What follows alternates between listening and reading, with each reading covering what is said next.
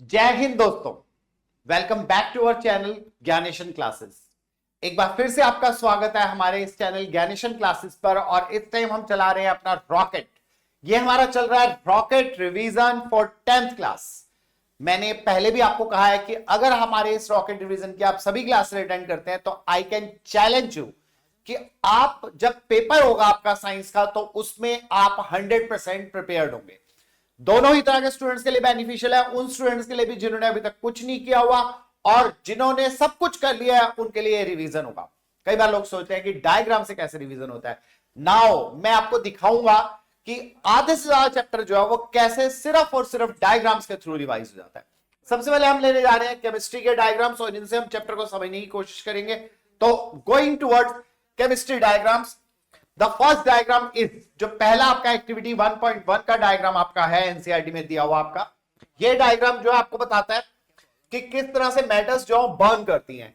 यहां पर हमने एक बर्नर लिया हुआ है और बर्नर से हमने एक टोंग के साथ हमने यहां पर मैग्नीशियम का रिबन पकड़ा हुआ और उस मैग्नीशियम रिबन को हम जब बर्न करते हैं तो नीचे वॉच ग्लास में हम मैग्नीशियम ऑक्साइड का व्हाइट कलर का पाउडर देखते हैं। एग्जैक्टली पूरा व्हाइट नहीं होता, ग्रेइश व्हाइट कलर का पाउडर होता है ये। और ये मैग्नीशियम रिबन बंद कर रहा है। अब हम इसी के थ्रू चैप्टर को समझने की कोशिश करेंगे कि ये क्या चीज है और हमें चैप्टर कैसे समझाती है। पहले तो हमें ये समझना है, मैं जितने भी पॉसिबल क्वेश्चंस डायग्राम के बनते हैं सभी करवाऊंगा और अगर आप अटेंटिवली इनको ध्यान से समझ रहे हैं तो यू विल सी कि चैप्टर्स का बहुत बड़ा पार्ट इनके साथ साथ रिवाइज हो जाएगा। डायग्राम्स के बाद जो हमारी नेक्स्ट सीरीज होगी वो हमारी होगी सारे के सारे जितने भी हमारे केमिकल रिएक्शंस हैं वो एक साथ समझाऊंगा। उन सबको जब आप कंपाइल अप करेंगे तो यू विल सी कि आपका पूरा का पूरा कोर्स जो है वो रिवाइज हो चुका है और उसके बाद हम जाएंगे इंपॉर्टेंट क्वेश्चंस की तरफ। पहले हम इसकी बात करते हैं। ये हमारा एक सिंपल सा हमारा रिएक्शन था। यहां मैग्नीशियम रिबन को हम बर्न करने से पहले हम इसको सैंड पेपर से, पेपर में एक क्वेश्चन तो यही आता है कि इसको सैंड पेपर से रब क्यों करते हैं। मैग्नीशियम रिबन को हम सैंड पेपर से रब क्यों करते हैं। यहां जो जो डायग्राम मैं एक्सप्लेन करूंगा हर डायग्राम के अंदर आपको 3 या 4 शॉर्ट क्वेश्चंस मिल जाएंगे। तो यहां पर हम सैंड पेपर को रब क्यों करते हैं, सैंड पेपर से क्यों रब कर रहे हैं इसको, क्योंकि जो मैग्नीशियम का रिबन है हमारा इसके ऊपर क्या होती है, इंप्योरिटीज होती है। इंप्योरिटीज होती है प्लस इसके ऊपर ऑक्साइड की भी लेयर होती है। एक कौन सा ऑक्साइड होगा, ऑक्साइड लेयर, एक ऑक्साइड लेयर भी बन जाती है इसके ऊपर। ये एक बड़ा इंपॉर्टेंट क्वेश्चन है ऑक्साइड लेयर बनने का। ज्यादातर मेटल्स जो होती हैं वो जब रिएक्ट करती हैं जो एटमॉस्फेरिक ऑक्सीजन है उसके साथ रिएक्ट करके अपने ऊपर ऑक्साइड की एक लेयर बना देती हैं। ये एक तरह का कोरोजन है, लेकिन ये कोरोजन इनके फर्दर कोरोजन को रोकता है। कैसे रोकता है, घरों में आप कुकर इस्तेमाल करते हैं, कुकर किस चीज के बने होते हैं, नॉर्मली एल्यूमिनियम के बने होते हैं। जब हम एल्यूमिनियम का कुकर लाते हैं बहुत शाइनिंग चमकदार सिल्वर बिल्कुल ऐसे चमक रहा होता है बिल्कुल, वो क्या वो 2 हफ्ते बाद 3 हफ्ते बाद वैसे ही चमकता हुआ रह जाता है, नहीं, उसके ऊपर एक ब्लैक सी कोटिंग जमा हो जाती है। ये जो ब्लैक कोटिंग होती है हमारे उनके ऊपर जो होती है वो होती है एल्यूमिनियम ऑक्साइड की लेयर। हमारे पास ये होती है एल्यूमिनियम ऑक्साइड की लेयर। ये कहां हो जाती है, हमारे कुकर के ऊपर जमा होती है, एल्यूमिनियम मेटल के ऊपर, एल्यूमिनियम मेटल के ऊपर डिपॉजिट हो जाती है। और ये क्या करती है, ये फर्दर कोरोजन को रोक देती है। ये जो लेयर बन जाती है ये फर्दर कोरोजन को रोक देती है, ये फर्दर कोरोजन को रोक देती है, फर्दर कोरोजन को रोक देती है। ठीक है, यहां हम इसे कह सकते हैं stop, stops the further corrosion, stops further corrosion. ये एक बड़ा इंपॉर्टेंट क्वेश्चन है, अक्सर आता है पेपर के अंदर कि जो एल्यूमिनियम है उसके कुकर के ऊपर जंग नहीं लगता, लेकिन अगर लोहे का कुकर है, लोहे के बर्तन है, उनमें जंग लग जाता है। उसका सबसे बड़ा इंपॉर्टेंट रीजन यह है कि जो आयरन ऑक्साइड बनता है, जो हम आयरन का कोरोजन कहते हैं, आयरन ऑक्साइड Fe2O3, ये आयरन कोरोजन है। वैसे तो इसका फॉर्मूला काफी लंबा है लेकिन हमें इतना ही समझने की जरूरत है कि आयरन कोरोजन जो है इसको हम रस्टिंग बोलते हैं। सिर्फ आयरन के कोरोजन को रस्टिंग बोला जाता है, बाकी सभी मेटल्स के कोरोजन को हम कोरोजन बोलते हैं। बच्चे अक्सर पूछते हैं कोरोजन में और रस्टिंग में क्या डिफरेंस है। रस्टिंग मींस आयरन का कोरोजन, इसको हम रस्टिंग भी बोलते हैं, रस्टिंग। रस्टिंग और आयरन का कोरोजन जो है ये कोरोजन आयरन को डैमेज कर देता है, इसकी लेयर नहीं बनती। ये इसको डैमेज करता है, तो धीरे धीरे वो जो आयरन होता है वो भुरभुरा होकर के या पाउडरी होकर के या स्पॉन्जी होकर धीरे धीरे गिरना शुरू हो जाता है। तो हम लोहे के बर्तन यूज नहीं कर सकते क्योंकि आयरन का क्रोजन जो डिस्ट्रक्टिव होता है, जबकि जो एल्युमिनियम का क्रोजन है वो प्रोटेक्टिव होता है। वो उसके ऊपर एल्युमिनियम ऑक्साइड की एक लेयर बना देता है। उस लेयर का फायदा क्या होता है, फर्दर एल्युमिनियम मेटल का जो कांटेक्ट है विद एयर वो खत्म हो जाता है, यानी उसे ऑक्सीजन मिलनी बंद हो जाती है। इसलिए एल्युमिनियम ऑक्साइड जो है फर्दर और कोरोजन नहीं कर पाता, तो कोरोजन ही फर्दर कोरोजन को बचा देता है। मैंने यहां पे आपको 1 2 3 इंपॉर्टेंट क्वेश्चन बता दिए। तो हम सैंड पेपर से क्यों रब करते हैं, क्योंकि उसके ऊपर कुछ ऑलरेडी इंप्योरिटीज होती हैं और ऑक्साइड की लेयर होती है। किस ऑक्साइड की लेयर होती है, मैग्नीशियम ऑक्साइड की लेयर होती है। मैग्नीशियम ऑक्साइड की लेयर होती है जो कि उसके ऊपर जमा रहती है। इसे हटाना जरूरी है वरना रिएक्शन फास्ट नहीं होगा, तो इसलिए हम इसको सैंड पेपर से रब करते हैं। तो अब ये रिएक्शन भी हम साथ साथ ही करेंगे। यहां पर मैग्नीशियम रिबन, हम कहेंगे magnesium ribbon Mg plus air O2 gives us MgO। यहां हमारे पास O के साथ 2 है, बैलेंस करेंगे तो 2 MgO आ जाएगा। तो Mg के साथ 2 आ गया तो इसलिए यहां ये 2 आ जाएगा। इसका स्केलेटन इक्वेशन क्या है, सभी मेटल्स के लिए एक ही इक्वेशन रहेगा। वो इक्वेशन क्या है, कोई भी मेटल हो plus oxygen gives us oxide of metal. Oxide of metal, ये आपका मेटल्स एंड नॉन मेटल्स का भी क्वेश्चन बन गया। वहां पर aluminium plus oxygen aluminium oxide बनेगा, copper plus oxygen copper oxide बनेगा, एंड सो ऑन। तो जितने भी मेटल्स होते हैं जब वो ऑक्सीजन से रिएक्ट करते हैं तो वो ऑक्साइड ऑफ मेटल बनाते हैं। इस क्वेश्चन में से एक और क्वेश्चन निकल करके आता है। वो क्वेश्चन क्या है, ये रिएक्शन का नाम, इस रिएक्शन का नाम क्या है, oxidation of metals. Oxidation of metals, oxidation of metals. मैं बार बार कह रहा हूं कि मेरा हर डायग्राम आपको एक से ज्यादा क्वेश्चंस को डिफाइन करेगा। एक ही डायग्राम के अंदर हमने देखो 1 question, 2 question, 3 question, 4 question, 5 question हमने इसके अंदर कर लिए। हम हर डायग्राम के अंदर मैं आपको क्वेश्चंस कराऊंगा। डायग्राम के थ्रू कराने का मेरा पर्पस यह है कि आप अलग अलग चैप्टर्स को भी इंटर रिलेट कर पाए। यहां पे हमने metals and non metals first chapter और कोरोजन, ये भी मेटल्स एंड नॉन मेटल्स का पार्ट है, इनको हमने आपस में कंबाइन किया कि अगर पैरेलल क्वेश्चन बनता है कि क्वेश्चन का एक पार्ट किसी और चैप्टर से, दूसरा किसी और पार्ट से, तो उसको आप थ्रू डायग्राम इंटर रिलेट कर सकते हैं। तो पहला जो हमारा हुआ उसमें यह हुआ कि हमने जब इसको बर्न किया तो मैग्नीशियम ऑक्साइड का यहां पर पाउडर बन गया। इसके साथ आप पाउडर लिख सकते हैं इसको कि इसका पाउडर बन गया। और ये पाउडर कहां इकट्ठा हो गया, आपका चाइना डिश के अंदर इकट्ठा हो गया। ये मैग्नीशियम ऑक्साइड का पाउडर है। ये पाउडर जो आपका क्या है, greyish white, greyish white, greyish white. कभी कभी आपको आइडेंटिफाई करना आ जाता है। ग्रेइश व्हाइट कलर का आपका ये पाउडर बन जाएगा जो नीचे इकट्ठा हो गया। ये हमारा फर्स्ट डायग्राम एक्सप्लेन हो गया। मैं हर डायग्राम को डिटेल में एक्सप्लेन करूंगा। मैं आपसे बार बार इस बात का चैलेंज कर रहा हूं कि अगर मेरे इस ये जो सीरीज मैंने प्रिपेयर किया है डायग्राम के थ्रू वाली, अगर आप ये पूरी की पूरी अटेंड कर लेंगे तो आप 50% से ज्यादा सिलेबस कवर कर जाएंगे और बड़े आसानी से चुटकियों में आप उसको कवर कर जाएंगे। Going towards the second diagram, दूसरे डायग्राम पे आ रहे हैं हम। दूसरा डायग्राम है हमारा यहां पर कि हम देख रहे हैं कि एक लड़की जो है एक एक्सपेरिमेंट कर रही है और यहां पर हम कुछ बॉयल कर रहे हैं।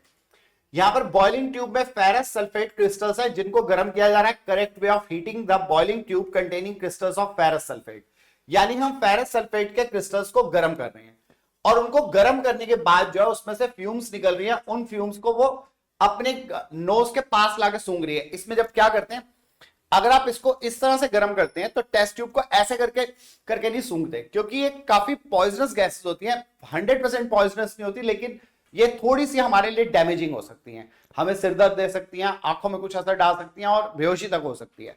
तो इनको ध्यान से करना होता है। तो यहां पर जो गैसेस निकल रही हैं उनको सूंघने के लिए दूर से आप हाथ से ऐसे करके सूंघेंगे तो आपको इनकी स्मेल आ जाएगी। इनकी स्मेल जो है काफी तेज स्मेल होती है, जिससे कि हम इनको आइडेंटिफाई कर पाते हैं कि ये कौन सी गैस है। ये सल्फर डाइऑक्साइड और सल्फर ट्राइऑक्साइड गैसेस हैं जो कि एक्चुअल में अगर हम समझे तो ये सड़े अंडों की दुर्गंध देती है, तो बड़ी अजीब सी स्मेल होती है, इतनी तेज स्मेल हमारे ऊपर चढ़ सकती है, इसलिए इसको टेस्ट ट्यूब का मुंह हम अपनी तरफ रख के दूसरी तरफ रख के इसको करते हैं। इसका रिएक्शन है हमारे पास, हम फेरस सल्फेट के क्रिस्टल्स को जब हम गर्म करते हैं, हीट के लिए आप हीटिंग भी लिख सकते हैं और हीट के लिए आप ट्रायंगल भी बना सकते हैं। तो आपके पास बन जाता है Fe2O3 plus SO2 plus SO3, आपके पास ये बन जाते हैं।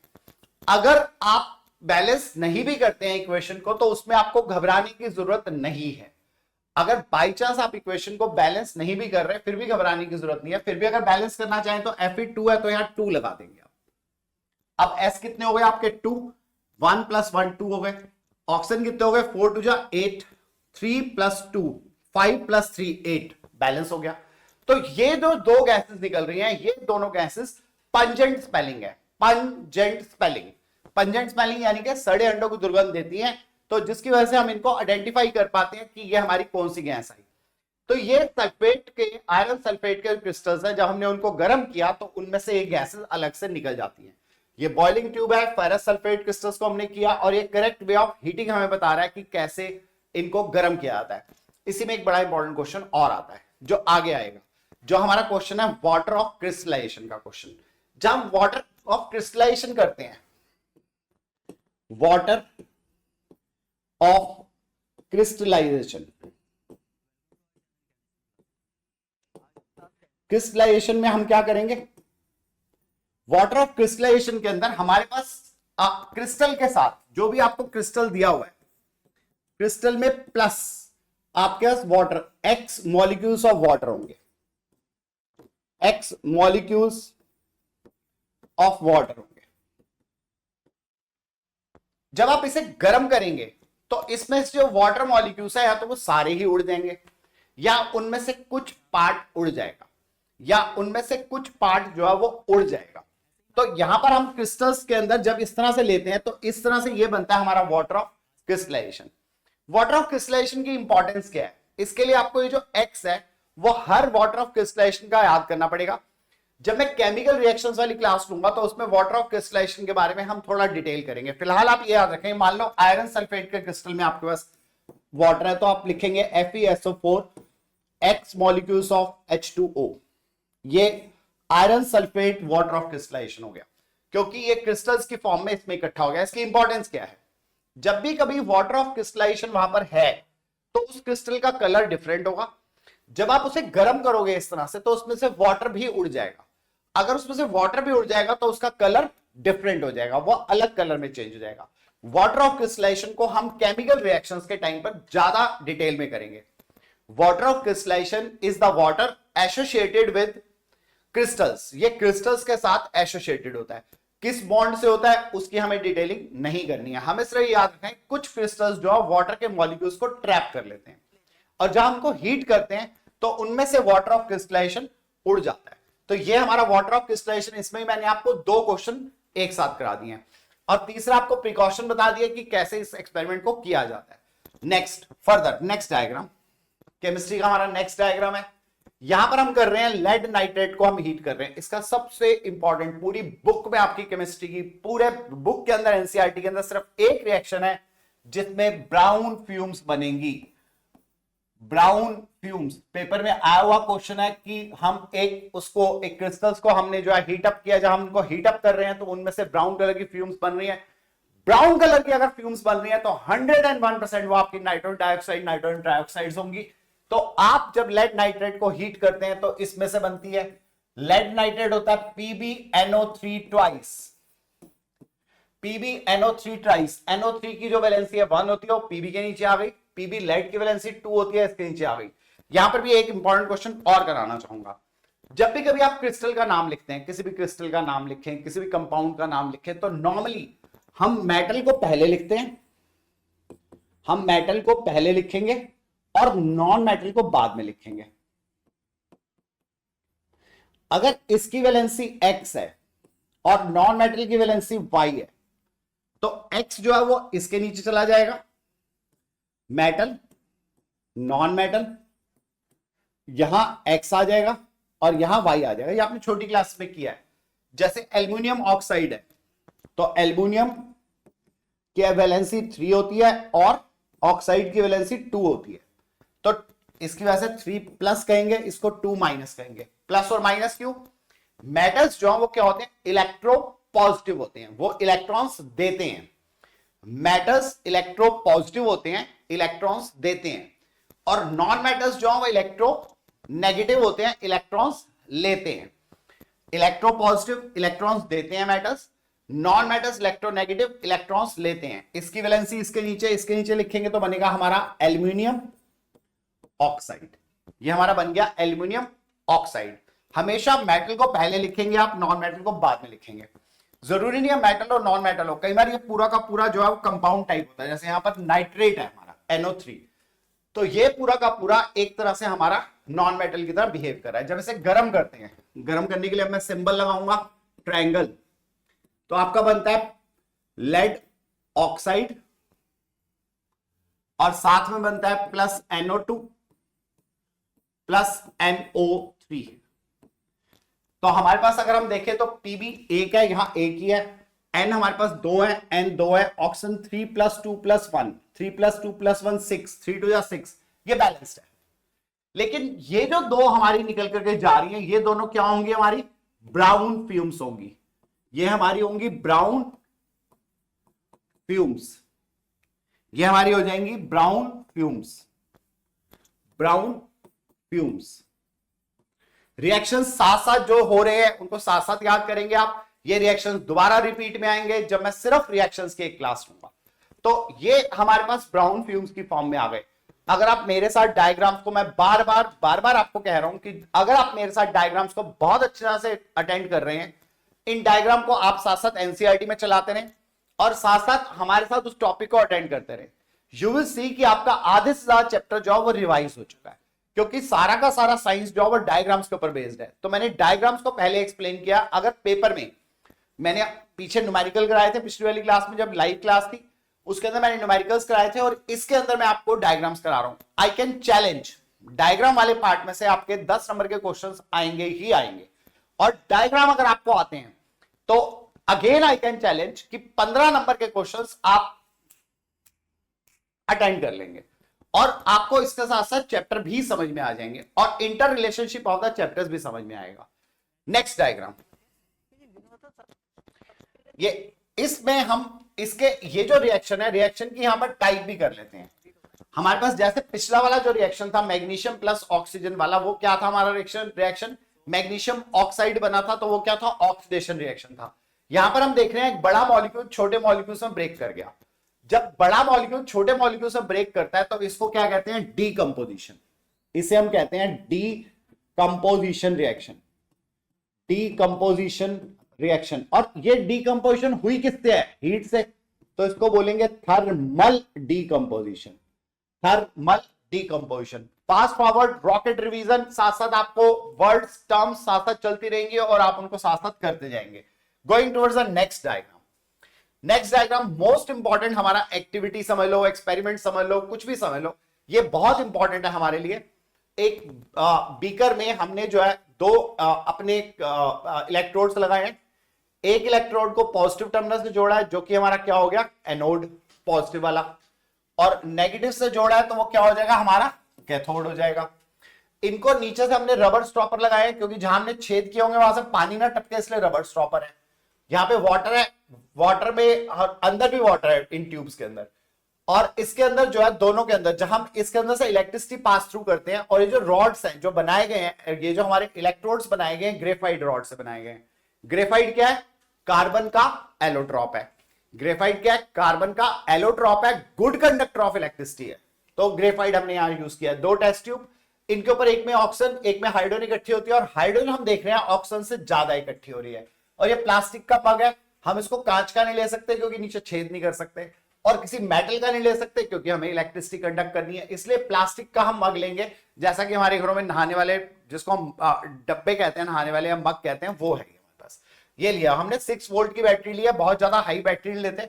इसे हम कहते हैं इलेक्ट्रोलाइसिस ऑफ वाटर, इसे हम कहते हैं इलेक्ट्रोलाइसिस ऑफ वाटर, वाटर में से इलेक्ट्रिसिटी पास करना। तो तो यहां पर होता क्या है, यहां पर हम जब वाटर को इलेक्ट्रिसिटी देते हैं H2O को, इसमें जब हम इसको इलेक्ट्रिसिटी देते हैं, इसमें बहुत सारे क्वेश्चन एक साथ आएंगे, आप देखोगे कि कितने क्वेश्चन एक ही क्वेश्चन में से बनते हैं। जब इसे इलेक्ट्रिसिटी देते हैं तो क्या होता है, ये ब्रेक डाउन हो जाता है H2 प्लस O2 में, H2 प्लस O2 में ये भी गैस बन जाती है G, और ये भी गैस बन जाती है, जबकि ये H2O क्या था हमारा, लिक्विड था L।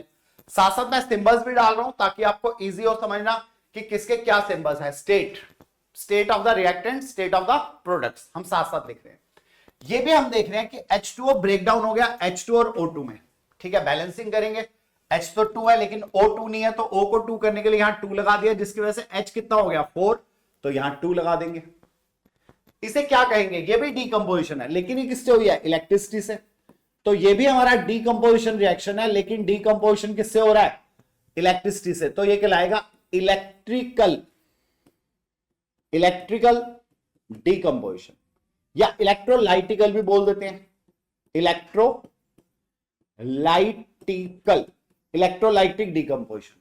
तो ये इलेक्ट्रोलाइटिक डीकंपोजिशन, यानी हमने इलेक्ट्रिसिटी देकर के किसी कंपाउंड को बड़े को छोटों में ब्रेक कर दिया, तो इलेक्ट्रोलाइटिक डीकंपोजिशन हो गया।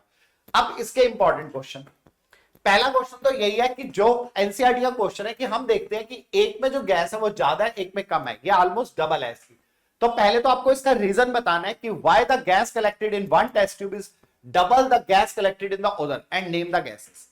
तो आप क्या करेंगे, आप पहले ये रिएक्शन लिखेंगे। इस रिएक्शन में जब हम देखते हैं तो हमें यहां दिखाई देता है कि हाइड्रोजन के 2 बन रहे हैं मॉलिक्यूल और ऑक्सीजन का 1 मॉलिक्यूल बन रहा है। For every 1 molecule of oxygen there are 2 molecules of hydrogen, ये आपको लिखना है, there are 2 hydrogen molecules for every 1 molecule of oxygen. Oxygen के 1 मॉलिक्यूल के लिए हाइड्रोजन के 2 मॉलिक्यूल बन रहे हैं। तो इसका मतलब क्या है कि हाइड्रोजन ऑक्सीजन से डबल ही बनेगी, इसीलिए हम देख रहे हैं हाइड्रोजन वाले पोर्शन में ऑक्सीजन के मुकाबले में डबल अमाउंट यहां इकट्ठा हुआ है, जो बबल्स की फॉर्म में यहां से ऊपर जाकर के इकट्ठी हो रही है। अब तो हमारा जो हाइड्रोजन है वो ऑक्सीजन से डबल कलेक्टेड हो रहा है। और इसमें यह भी पूछ सकता है वो कि कौन सी गैस कहां कलेक्ट हो रही है, कि इलेक्ट्रोड कौन से पे कौन सी होगी, इसको भी समझना जरूरी है। कैथोड क्या नेगेटिव चार्ज, तो इस पे पॉजिटिव चार्ज वाली चीज आएगी। पॉजिटिव चार्ज वाली चीज क्या आएगी, इस पे हाइड्रोजन आएगी। क्यों, क्योंकि हाइड्रोजन पॉजिटिवली चार्ज माना जाता है। और एनोड क्या है, पॉजिटिव चार्ज, पॉजिटिव पे क्या आएगा, नेगेटिव वाली चीज आएगी। ऑक्सीजन क्या है, इलेक्ट्रोनेगेटिव, तो यहां एनोड पे हमें ऑक्सीजन मिलेगी। तो एनोड के ऊपर हम ऑक्सीजन का कलेक्शन देख रहे हैं और कैथोड के ऊपर हाइड्रोजन का कलेक्शन देख रहे हैं। बहुत इंपॉर्टेंट है, ध्यान से समझने की जरूरत है। कैथोड नेगेटिवली चार्ज होता है तो पॉजिटिव गैस यहां कलेक्ट होगी, और एनोड पॉजिटिवली चार्ज होता है इसलिए नेगेटिव गैस यहां इकट्ठी होगी। तो इस तरह से हमारा गैसेस जो है दोनों इकट्ठी हो गई। और हमने इसका रीजन भी दे दिया कि for every molecule of oxygen there are 2 molecules of hydrogen. आप मॉलिक्यूल की जगह मोल वर्ड भी यूज कर सकते हैं। मोल वर्ड आपने 9th क्लास में पढ़ा हुआ है, आप मॉलिक्यूल की जगह पर मोल वर्ड भी यूज कर सकते हैं। For every 1 mole of oxygen there are 2 moles of oxygen hydrogen.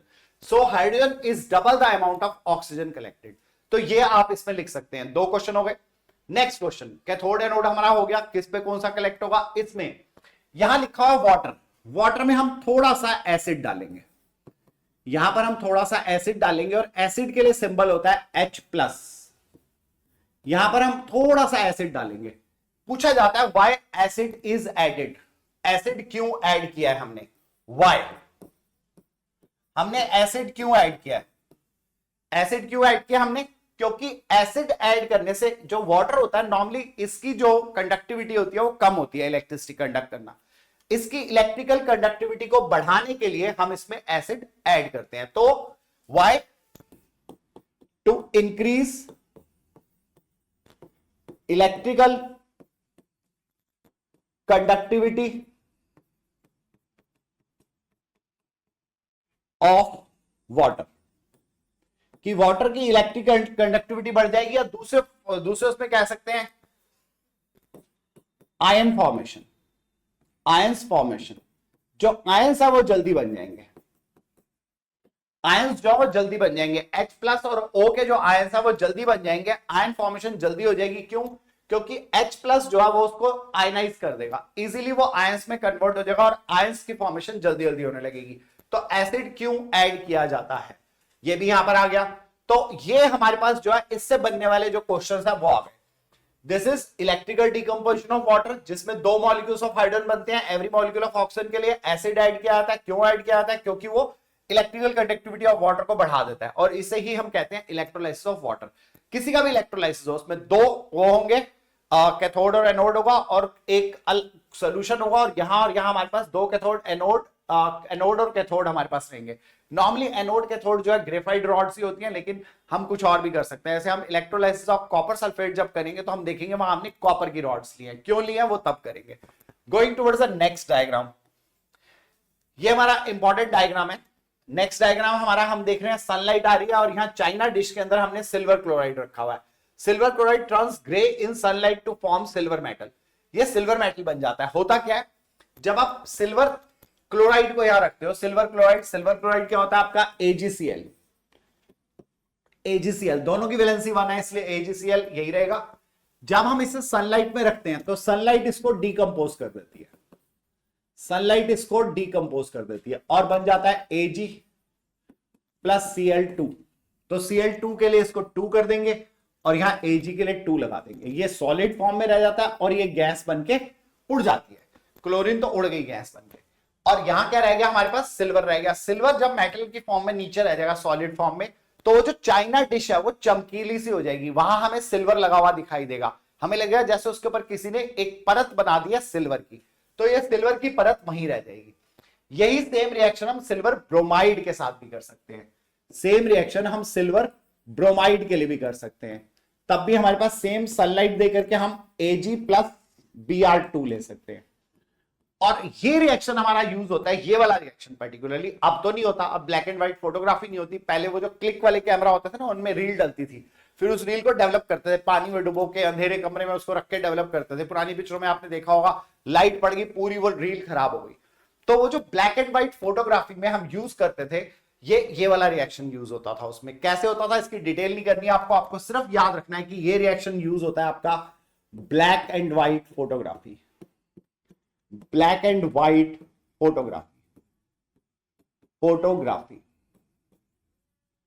Photography में यूज होता है। तो वो पूछ सकता है ब्लैक एंड व्हाइट फोटोग्राफी में क्या यूज होता है, आप ये रिएक्शन लिख के दिखाएंगे।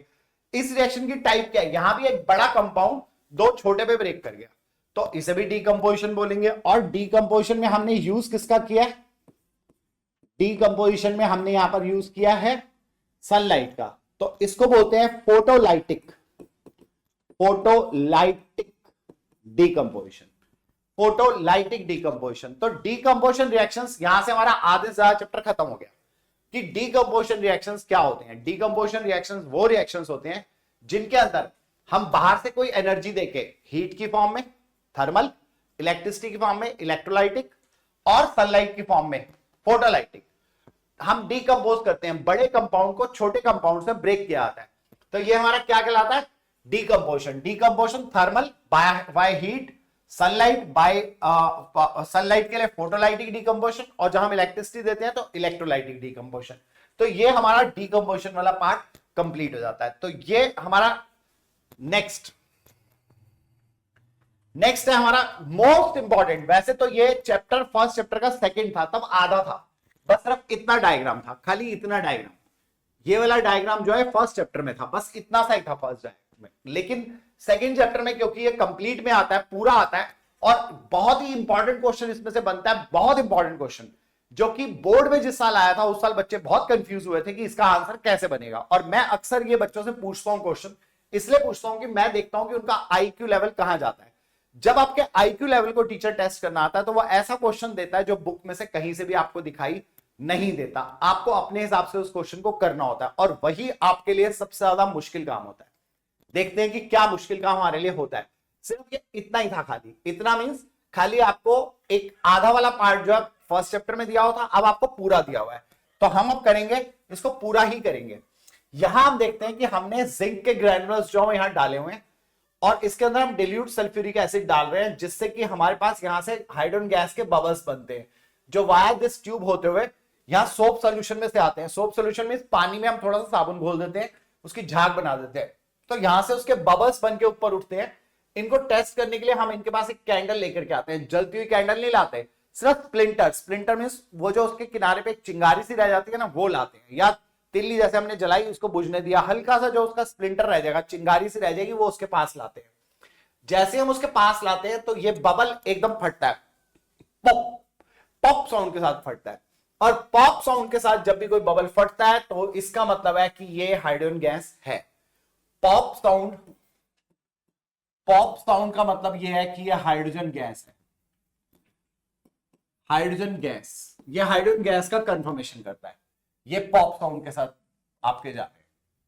और ये जो पॉप साउंड है, अब इसमें से ये है क्या, ये क्या है कि यहां मेटल जो है वो एक डिल्यूट सल्फ्यूरिक एसिड के साथ रिएक्ट कर रही है, जिंक मेटल।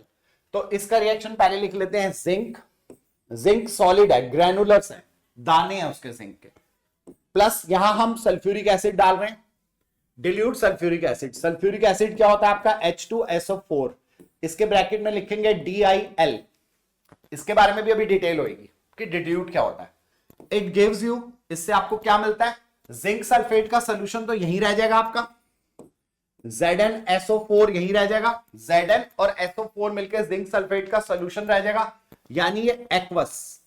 सोल्यूशन का मतलब है एक्वस। मैं जो आपको करा रहा हूं उसमें चैप्टर के बहुत सारी चीजें रिपीट हो रही हैं। आप जब भी कभी कोई केमिकल रिएक्शन लिखेंगे उसे बैलेंस करेंगे और उसके ब्रैकेट में स्टेट्स लिखेंगे। स्टेट में सॉलिड, ये ग्रैनुलस है इसलिए सॉलिड, ये हमारे पास सोल्यूशन रह जाएगा। तो aqueous, liquid means pure liquid, जैसे हमने वाटर के लिए लिक्विड लिखा था, एक्वस नहीं लिखा था। एक्वस का मीनिंग होता है सोल्यूशन विद वाटर, और साथ में क्या निकल जाएगी हमारी H2 गैस प्लस H2 के साथ हम अप एरो लगा देते हैं। अप एरो का मतलब है कि ये गैस यहां से लिबरेट हो गई और लिबरेट होकर इस सोप सोल्यूशन से होकर के यहां से बबल्स बनाती हुई निकल गई।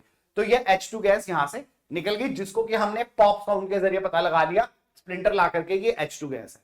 इसका जनरल रिएक्शन क्या होगा, इसका जनरल रिएक्शन है कि कोई भी मेटल प्लस एसिड हम कंसंट्रेटेड नहीं यूज करते हैं, हम एसिड डिल्यूटेड ही यूज करते हैं। इसमें से बहुत लंबा क्वेश्चन बनने वाला है। गिव्स अस, ये हमें देता है salt solution. Salt solution means salt का पानी में सॉल्यूशन प्लस हाइड्रोजन गैस, ये इसका जनरल है। ये हमें देता है हाइड्रोजन गैस। ये हमारा इसका स्केलेटन रिएक्शन है। कोई भी रिएक्शन कोई भी मेटल हो सकता है जिंक ना हो, यहां पे जिंक की जगह आपको मैग्नीशियम दे दें, एल्यूमिनियम दे दें, आयरन दे दें, और यहां कोई भी एसिड हो सकता है, जरूरी नहीं है H2SO4 हो सकता है HCl हो, हाइड्रोक्लोरिक एसिड हो। तो यहां पर जो निकलेगी H2 गैस ही, लेकिन हां अगर आपने हाइड्रोक्लोरिक लिया तो क्या बनेगा, जिंक क्लोराइड बनेगा। अगर आप यहां हाइड्रोक्लोरिक एसिड लेते हो, मैं इसका भी रिएक्शन लिख देता हूं, Zn plus HCl gives you ZnCl2, क्योंकि Zn की वैलेंसी 2 होती है, प्लस H2 गैस, और यहां ये भी 2 है, ये भी 2 है, इसलिए HCl के आगे 2 लगा दिया, बाकी वही रहेगा। कोई भी हो सकता है, मेटल भी चेंज हो सकती है, यहां मैग्नीशियम हो सकता है, कैल्शियम हो सकता है, कोई भी मेटल हो सकती है। जब उसको आप एसिड से रिएक्ट करवाओगे तो उसमें से हाइड्रोजन गैस निकलेगी ही निकलेगी। ये हमारा ये मेन रिएक्शन है हमारा। इस रिएक्शन का अब क्वेश्चन जो है वो क्या बनता है, इसका क्वेश्चन बड़ा अजीब सा क्वेश्चन है।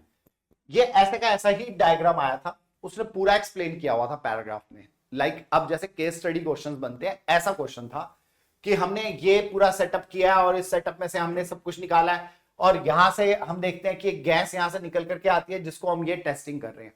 सब कुछ दिया हुआ था और ये निकलने वाली गैस का नाम भी दिया हुआ था कि ये गैस हाइड्रोजन गैस है। और उसके बाद उसने पूछा था कि what are the 3 characteristics of the gas formed, what do you infer. जो भी आप यहां से इनफेयर करते हैं, इसकी इंटरफेरेंस करते हैं, इसमें से इन्फर करके निकालते हैं, इसमें से पता लगाते हैं, इसको देख करके कि गैस की 3 प्रॉपर्टीज कौन सी है। एनसीईआरटी में नहीं लिखा, किसी बुक में नहीं लिखा, कहीं भी नहीं लिखा हुआ, सिर्फ आपको डायग्राम देख के बताना है कि उस गैस की 3 प्रॉपर्टीज क्या हैं, और आपको जस्टिफाई भी करना है। 3 नंबर का क्वेश्चन। अब इस क्वेश्चन को समझने के लिए सबसे इंपॉर्टेंट है कि आप यहीं से, बच्चे कहते हैं हाइड्रोजन गैस है, ये हुआ है, वो हुआ है, ढिंगड़ा है, फलाना है, आपको सिर्फ डायग्राम के बेस पे बताना है कि ये जो गैस निकल रही है उसकी कैरेक्टरिस्टिक्स क्या है। पहली कैरेक्टरिस्टिक गैस की देखो, वाटर सॉल्यूशन से निकल के आई है, वाटर में यहां पर नहीं रुकी, वाटर के अंदर। अगर वो वाटर के अंदर सोल्यूशन के अंदर सोप सोल्यूशन में से निकल के आई है, इसका मतलब क्या है कि वो वाटर में डिसॉल्व नहीं होती। और हाइड्रोजन वाटर में क्यों डिसॉल्व होगी, उसमें तो ऑलरेडी H2O है। तो पहला, इसके जो पहली प्रॉपर्टी है वो है does not dissolve in water. पहली प्रॉपर्टी जो आप इस डायग्राम को देख के बता सकते हो कि क्योंकि वो वाटर में से ही निकल के आई है और बाद में बबल्स बना लिया उसने, तो इसका मतलब वाटर में डिसॉल्व नहीं होती। दूसरी प्रॉपर्टी बड़ी इंपॉर्टेंट, यहां ध्यान से देखो, ये बबल्स क्या है, ऊपर की तरफ उठ रहे हैं। ऊपर उठ रहे हैं तो क्या है, यानी कि एयर से हल्के हैं, तभी तो ऊपर उठ रहे हैं, और हाइड्रोजन तो होती है एयर से हल्की है। तो second property, lighter than air, lighter than air, ये एयर से हल्की है इसलिए ये ऊपर जा रहे हैं बबल्स।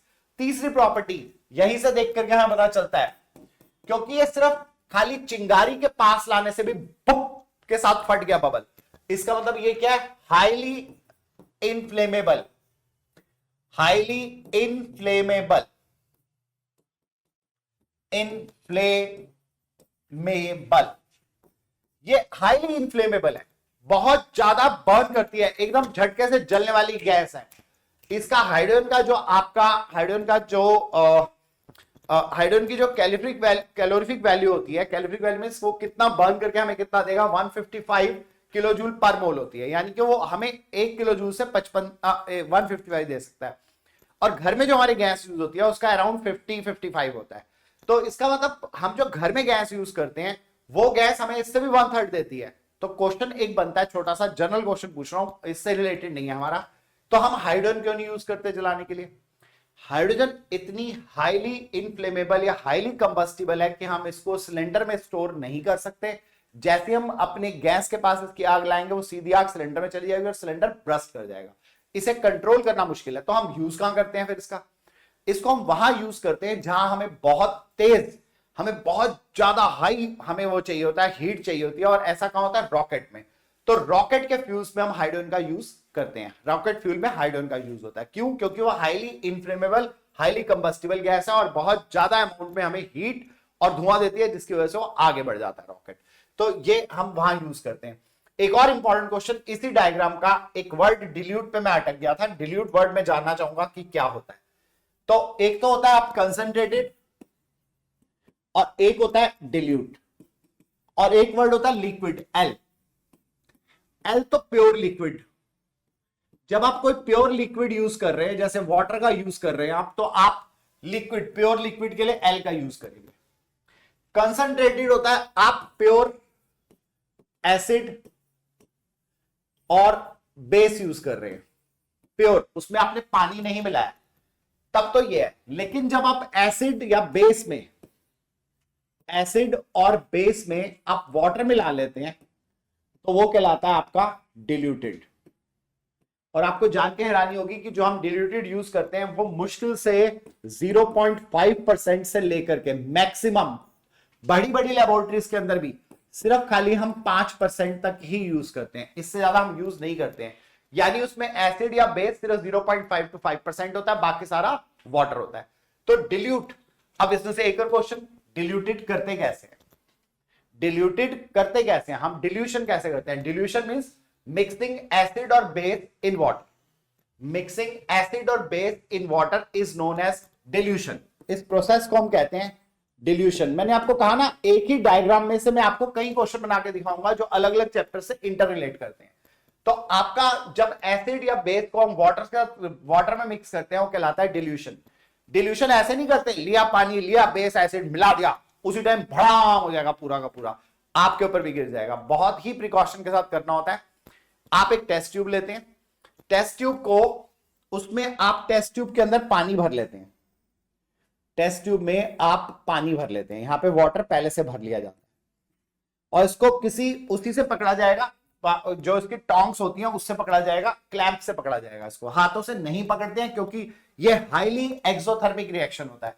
ये रिएक्शन जो है डिल्यूशन, ये क्या होता है, highly exothermic, highly exothermic, highly exothermic.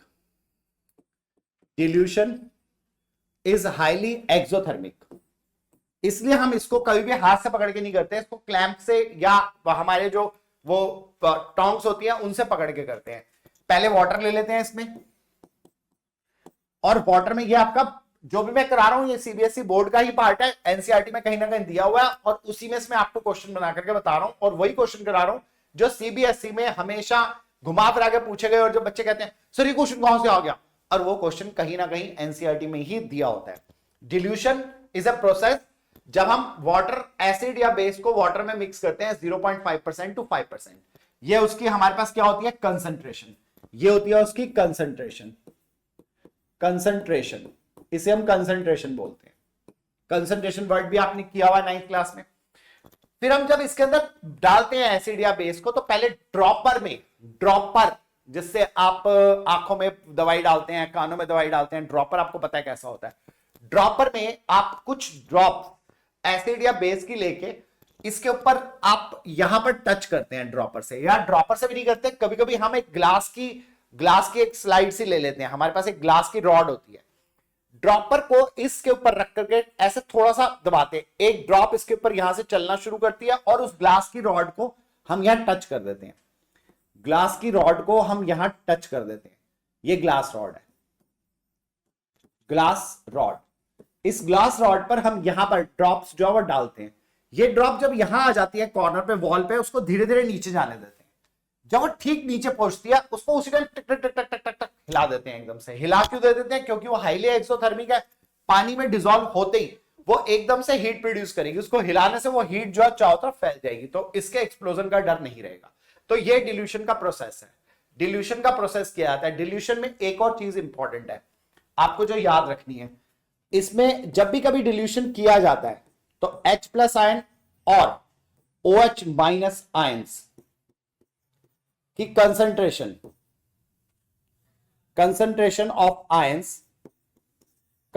Of ions decrease, हमेशा आपको याद रखना है कि कंसंट्रेशन ऑफ आयंस डिक्रीज करती है, ये इंपॉर्टेंट वर्ड है। जब भी कभी एसिड या बेस का डिल्यूशन किया जाएगा तो आयंस की कंसंट्रेशन, चाहे वो H+ हो चाहे वो OH- हो, कुछ भी हो, हमेशा कंसंट्रेशन ऑफ आयंस डिक्रीज करेगी। बहुत ही इंपॉर्टेंट क्वेश्चन है, 1 मार्कर में पूछा गया है कि जब भी कभी डिल्यूशन किया जाता है एसिड या बेस का, नीचे मल्टीपल चॉइस दिया होता है कि हाइड्रोजन की कंसंट्रेशन बढ़ेगी, OH की हाइड्रोक्साइड की घटेगी, या हाइड्रोक्साइड की बढ़ेगी या उसकी घटेगी, या दोनों की बढ़ेगी या दोनों की घटेगी, 4 ऑप्शन दिए होते हैं। चारों हमेशा आपको ध्यान रखना है, चाहे भले वो H+ आयन हो या OH- आयन हो, चाहे आपका एसिड हो या बेस हो, हमेशा उनकी कंसंट्रेशन डिक्रीज करेगी, क्योंकि डिल्यूशन में आप पानी ऐड करते हो, ज्यादा से ज्यादा पानी उसमें डालते हो, और इस वजह से उनकी कंसंट्रेशन हमेशा कम होती है, डिक्रीज करती है। नेक्स्ट डायग्राम की तरफ चल रहे हैं हमारे। हमने देखा कि हमारे इसमें से कई क्वेश्चन बने, 1 2 3 और ये चौथा क्वेश्चन और ये 5वां क्वेश्चन। नेक्स्ट डायग्राम, ये भी हमारा एक इंपॉर्टेंट डायग्राम है। हम अब आ गए हैं अपने नेक्स्ट चैप्टर के ऊपर आ गए। हमारे पास है acid solution in water conducts electricity.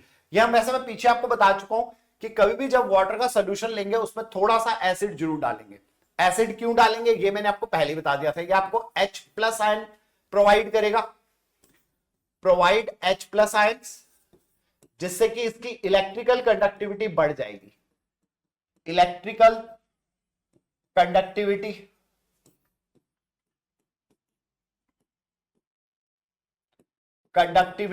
Increase, electrical conductivity बढ़ जाएगी। तो H+ आयन से प्रोवाइड करता है, इसीलिए जब भी कभी इलेक्ट्रिसिटी पास थ्रू की जाती है तो हमेशा उसमें H+ आयंस डाले जाते हैं। तो इसी का क्वेश्चन अक्सर यह आता है कि अगर हम simple HCl dry HCl gas ले रहे हैं तो वो हमें इलेक्ट्रिसिटी कंडक्ट नहीं करती, या वो हमें जो हमारा पीएच पेपर वाला जो क्वेश्चन है कि पीएच पेपर पे वो हमें ड्राई HCl गैस जो हमें कोई रिएक्शन नहीं दिखाती, क्यों नहीं दिखाती, और जो थोड़ी सा इसमें पानी होता है, यानी जो थोड़ी सी मॉइस्ट HCl गैस होती है, मॉइस्ट HCl गैस जो पीएच पेपर के ऊपर हमें एसिडिक पार्ट दिखाती है, यानी कि उसका जो पीएच है वो 7 से नीचे की तरफ जाना शुरू हो जाता है। तो ऐसा कैसे होता है, ऐसा क्योंकि जब तक HCl को आप वाटर के साथ डिसॉल्व नहीं करोगे तब तक HCl जब है ये ड्राई है, ड्राई में जब आप इसमें प्लस H2O करोगे किसी भी फॉर्म में, थोड़ा सा, चाहे वो ह्यूमिडिटी हो चाहे मॉइस्चर हो, कुछ भी हो, ह्यूमिडिटी मॉइस्चर या पूरा पानी ही हो, पूरे पानी में डाल दिया आपने, वाटर में डाल दिया, तो H प्लस और Cl माइनस के आयंस क्रिएट होंगे जो कि आपकी इलेक्ट्रिसिटी कंडक्ट करवाएंगे, वरना ड्राई HCl जो है वो इलेक्ट्रिसिटी कंडक्ट नहीं करती है। तो ये भी एक इंपॉर्टेंट पार्ट है कि कैसे हम उसमें चेक करते हैं। ये हम 6 वोल्ट की बैटरी लगाई है, बल्ब लगाया, स्विच लगाया और उसमें बीकर के अंदर हमने सोल्यूशन के अंदर हमने डिल्यूट HCl सोल्यूशन लिया है, 0.5% टू 2% होता है, इससे ज्यादा नहीं लिया जाता है। और जैसे हम इसको ऑन करते हैं हम देखते हैं कि बल्ब ग्लो करता है, यानी इलेक्ट्रिसिटी कंडक्ट करती है इसमें से। और पानी हो तो वैसे तब भी कर देगी, लेकिन पानी की कंडक्टिविटी थोड़ी कम है, थोड़ा कम ग्लो करेगा, लेकिन ग्लो वो तब भी करेगा। नेक्स्ट डायग्राम, ये डायग्राम है हमारा पीएच पेपर का, बहुत अच्छी तरह से करने की जरूरत है आपको। इसके साथ एक आध एक्टिविटी आपको दी हुई है, वो एक्टिविटी आपको अच्छी तरह से रट्टा मारनी है। इसलिए रट्टा मारनी है कि आपको पता होना चाहिए किसका पीएच किस तरफ जाएगा, किसका पीएच आपका 14 की तरफ जाएगा, किसका पीएच आपका 0 की तरफ जाएगा। तो हमें मालूम है 0 to 7, अगर 0 to 7 है पीएच तो वो क्या है, एसिड, वो है आपका एसिड। और 7 से लेकर के अगर आपका पीएच 14 के बीच में है तो वो क्या है, आपका बेस। जितना आप 7 से दूर जाएंगे, 7 के जितना पास है वो उतना ही कम होगा, यानी जो 7 और 6 के बीच में है वो कम एसिडिक होगा, 5 वाला और ज्यादा, 4 वाला और ज्यादा, इसीलिए आपको ये थोड़ा H प्लस वाला यहां डार्क किया गया, तो उतना ही ज्यादा उसका एसिडिक कैरेक्टर बढ़ता जाएगा। 0 के पास होगा तो और ज्यादा होगा, और जितना आप 7 से दूर जाएंगे उतना बेसिक कैरेक्टर उसका बढ़ता जाएगा। तो ये आपको अच्छी तरह से पीएच पेपर का याद रखना है। इसके साथ आई वुड सजेस्ट कि आपको कुछ चीजों के पीएच एज इट इज रट्टा मारने ही पड़ेंगे जो आपको एक्टिविटी के अंदर दिए हुए हैं, और कॉलम में उनके आगे फिल नहीं किया गया कि उनका पीएच किस रेंज में लाई करता है। लेकिन नॉर्मली आपके स्कूल के टीचर्स ने लिखवाया होगा, या हम जब हम अपनी रिएक्शंस वाली क्लास लेंगे तो उसमें हम एक चार्ट देंगे आपको, जिसमें कि आपको लर्न करना पड़ेगा कि कौन से आपका लाइम वाटर का पीएच क्या है, या आपके घर में जो दूसरी चीजें यूज होती हैं, आपका कोलगेट पेस्ट जो है वो उसका पीएच क्या है, ऐसे किसी भी चीज का पीएच आपसे पूछा जा सकता है। तो ये आपको मालूम होना जरूरी है। तो पीएच पेपर जो हमारा इस तरह का होता है, यहां आपको कलर्स भी दिए हुए हैं, उसमें आपको कलर्स भी दिए हुए हैं कि कलर के अकॉर्डिंग भी आप देख सकते हैं। इंपॉर्टेंट डायग्राम ये आपको दिया हुआ है कलर से, और कुछ के आपको लिखे हुए यहां पर, ये एज इट इज आपको याद रखने हैं। सोडियम हाइड्रोक्साइड बहुत ज्यादा बेसिक होता है, सोडियम हाइड्रोक्साइड NaOH, बेस में आपका क्या होता है, OH। Milk of magnesia, milk of magnesia क्या होता है आपका, मिल्क ऑफ मैग्नीशिया आपका होता है जो आप घरों में जो एंट एसिड यूज करते हैं, वो जो पीते हैं ना, पिंक कलर का या व्हाइट कलर का आता है, और उसको चम्मच से लेकर के पीते हैं जब एसिडिटी हो रही होती है। मिल्क ऑफ मैग्नीशिया आपका एंट एसिड है, एंट एसिड यानी जो पेट की एसिडिटी को खत्म करने के लिए आप पीते हैं, ठीक है, ये आपका एंट एसिड मिल्क ऑफ मैग्नीशिया होता है। ठीक है, मिल्क ऑफ मैग्नीशिया के बाद है प्योर वाटर या ब्लड, ये आपका आता है 7.4, यानी कि प्योर वाटर जो है आपका या ब्लड जो है उसका थोड़ा सा हल्का सा 7 से ऊपर रहता है।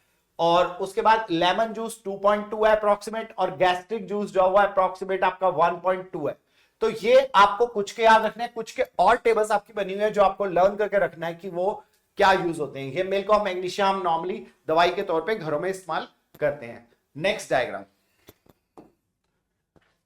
हम यहां पर कर रहे हैं, हम अपने ये वही आपका रिमूविंग वाटर ऑफ क्रिस्टलाइजेशन, ये मैं ऑलरेडी आपको उसमें बता चुका हूं।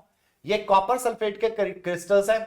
जब आप इनको कॉपर सल्फेट के साथ यहां पर कुछ वाटर भी होगा, कॉपर सल्फेट XH2O, इनका भी चार्ट हम आपको तब देंगे जब आप हमारे पास जब रिएक्शंस वाला जो पार्ट है हमारा उसको करेंगे, उसमें हम इसका डिटेल आपको देंगे।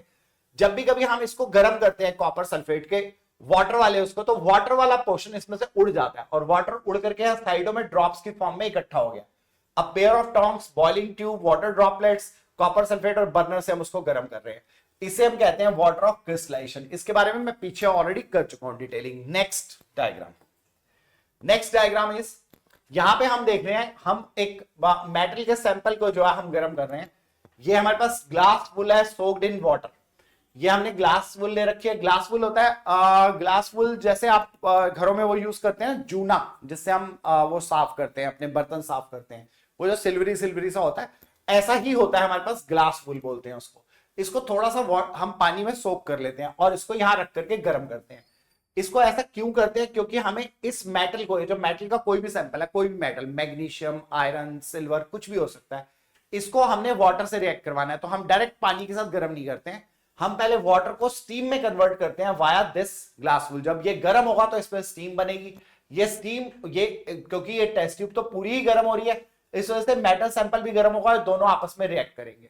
और रिएक्ट करके क्या होगा, हमारे पास यहां से हमारा कॉक से होता हुआ स्टैंड है हमारा, यहां से होती है हमारी जो आएगी, ये यहां इकट्ठी होगी और ये हाइड्रोजन गैस यहां पर इकट्ठी कलेक्ट होनी शुरू हो जाएगी। और हुआ क्या, यहां पर जब ये इससे रिएक्ट करेगी स्टीम, तो मैग्नीशियम जो भी हमारा है, मेटल ऑक्साइड जो है यहां बन जाएगा हमारा मेटल ऑक्साइड, तो हमारा अलग हो जाएगा और हाइड्रोजन गैस यहां कलेक्ट हो जाएगी। ये भी हम ऑलरेडी कर चुके हैं। यहां पर हमारे पास हाइड्रोजन गैस कलेक्ट होनी शुरू हो जाएगी, ये बबल्स की फॉर्म में हाइड्रोजन गैस कलेक्ट हो रही है। ये action of steam on metal है, यानी कि मेटल, कोई भी मेटल, इसका भी डिटेल हम रिएक्शंस वाले पार्ट में करेंगे। Metal plus steam, steam means water vapour, water vapour, but लेकिन वाटर वेपर हॉट वाली,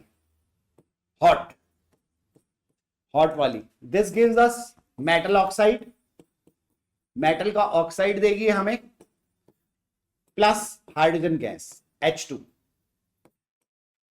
इसमें हमें H2 गैस मिलेगी, जो कि हमारी यहां हम डाउनवर्ड डिस्प्लेसमेंट से यहां कलेक्ट कर लेंगे। ठीक है, हम यहां कलेक्ट करके पता लगा सकते हैं।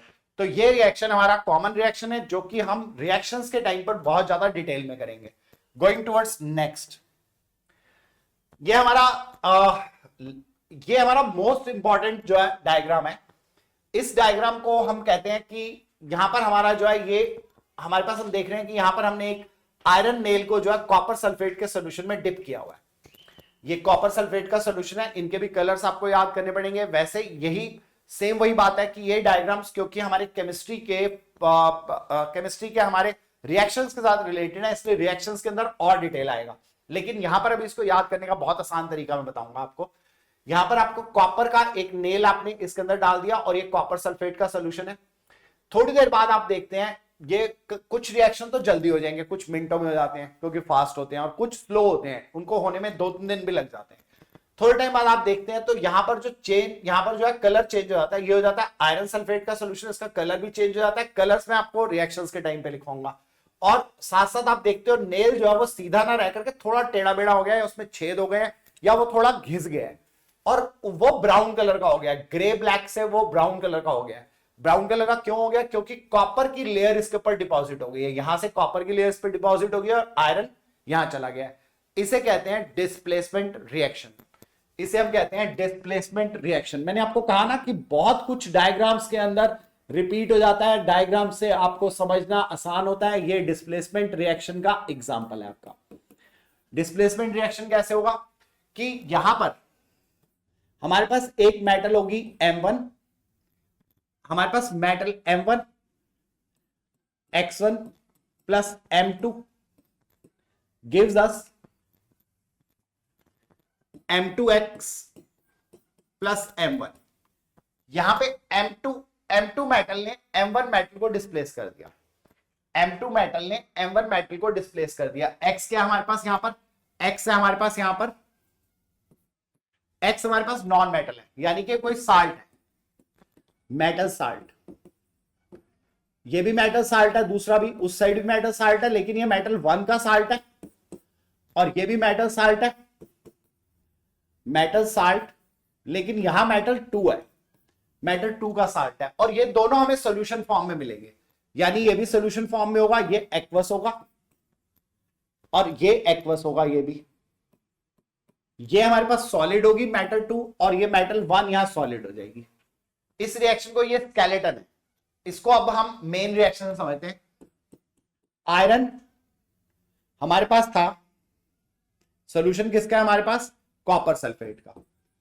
कॉपर सल्फेट प्लस मेटल कौन सी यूज किया हमने, iron, Fe gives us FeSO4 plus Cu।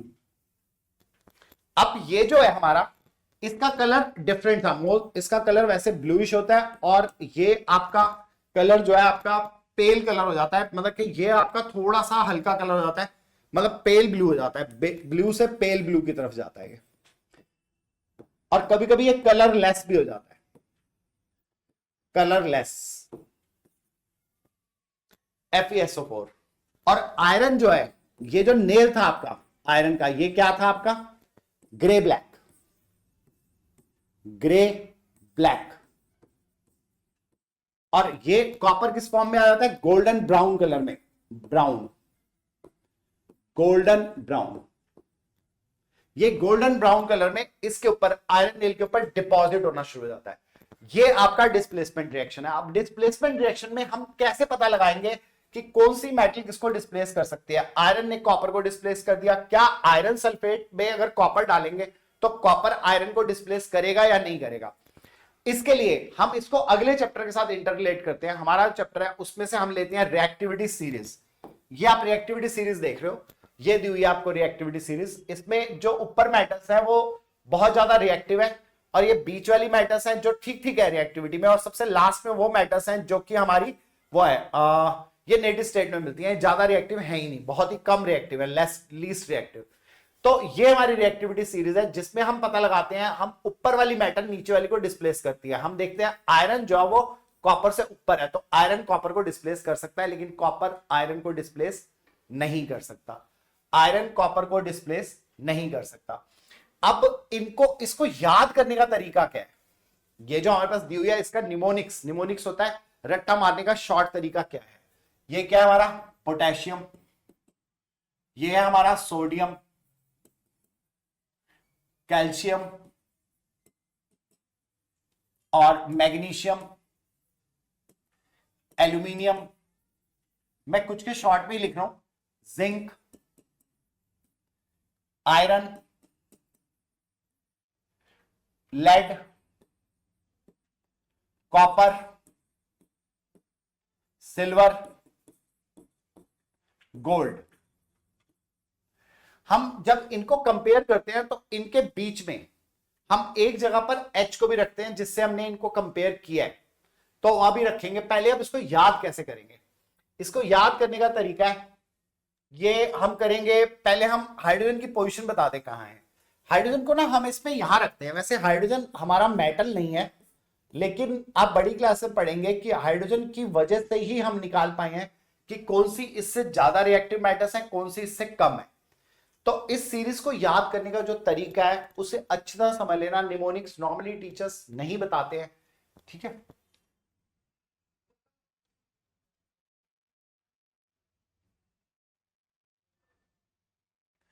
Please